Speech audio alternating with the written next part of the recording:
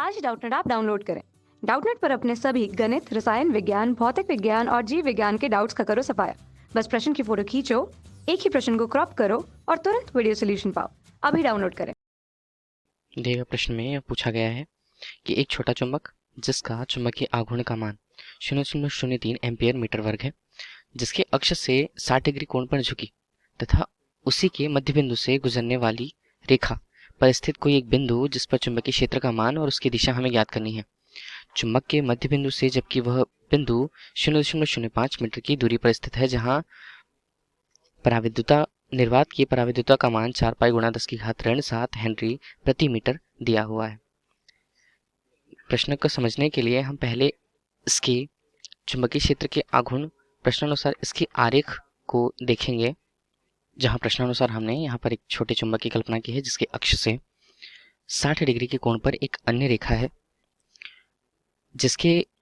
अक्ष के मध्य बिंदु से 0.05 मीटर की दूरी पर हमें एक बिंदु प्राप्त हुआ है P, जिस पर हमें चुंबकीय क्षेत्र का मान तथा उसकी दिशा ज्ञात करनी है। चुंबक के मध्य बिंदु से वह दूरी 0.5 मीटर है। इसे समझने के लिए यदि हम पहले चुंबकत्व की बात करें, चुंबकीय क्षेत्र उत्पन्न होने के कारण यदि हम किसी छोटे चुंबक पर किसी बिंदु पर चुंबकीय क्षेत्र की गणना करें तो किसी बिंदु पर चुंबकीय क्षेत्र का मान, जिसे हम P से सामान्यतः प्रदर्शित करते हैं, जिसे बिंदु P पर यदि देख रहे हैं तब इसका मान हमारे लिए μ0 गुणा m अनुपात 4 पाई गुणा r की घात 3 1 धन cos वर्ग थीटा के बराबर मान प्राप्त होता है। इस सूत्र की सहायता से यदि हम देखें, इसमें सभी मानों को रखते हैं कि चुंबकीय क्षेत्र की तीव्रता किसी भी एक निश्चित बिंदु पर प्राप्त करने के लिए हमें मिल सकती है।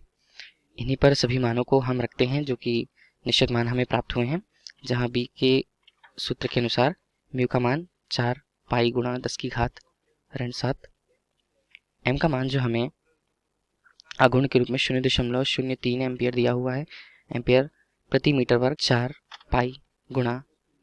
r जो एक निश्चित दूरी को बताता है, दूरी का मान 0.05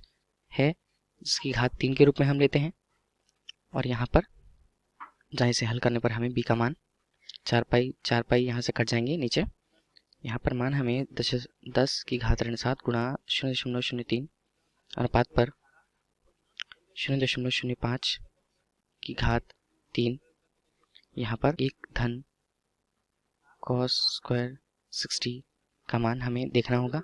प्राप्त मान के अनुसार यदि हम सभी मानों को इस पर रखें तो चुंबकीय क्षेत्र की तीव्रता के रूप में 3.2 गुणा 10 की घात ऋण 5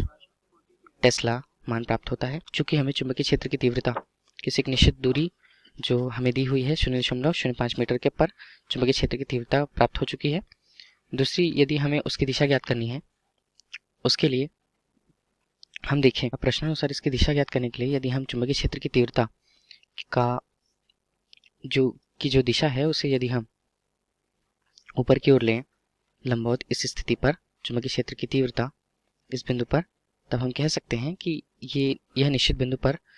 चुंबकीय क्षेत्र की तीव्रता अपनी स्थिति के साथ दूसरी स्थिति के अनुरूप यदि वह चुंबकीय क्षेत्र की तीव्रता b के साथ या चुंबकीय क्षेत्र के साथ वह जाई कोण बनाती है, यह हमने माना, तब हम कह सकते हैं कि जाई कोण का मान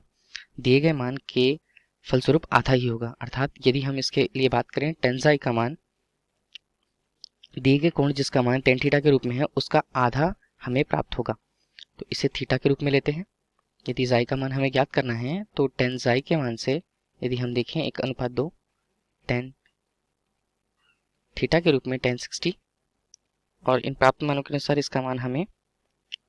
वर्गमूल 3/2 प्राप्त हुआ 10 जाई के मान में। इस मान के अनुसार यदि हम जाई का मान जानना चाहें तब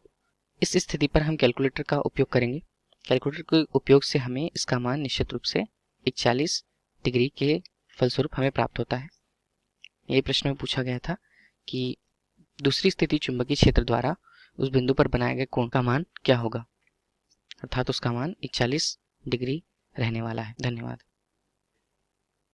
कक्षा 6 से 12वीं से लेकर नीट, IIT, JEE वो एडवांस के लेवल तक 1 करोड़ से ज्यादा छात्रों का भरोसा। आज ही डाउनलोड करें डाउटनेट ऐप या व्हाट्सएप करें अपने सारे डाउट्स 8400 400 400 पर।